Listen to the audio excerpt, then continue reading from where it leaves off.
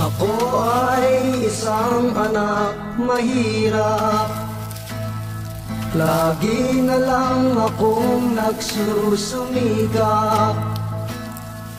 Ang buhay ko'y walang sigla, puro na lang dusa.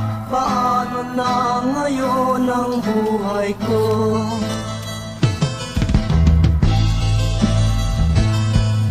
Sa akin ay walang tumatanggap,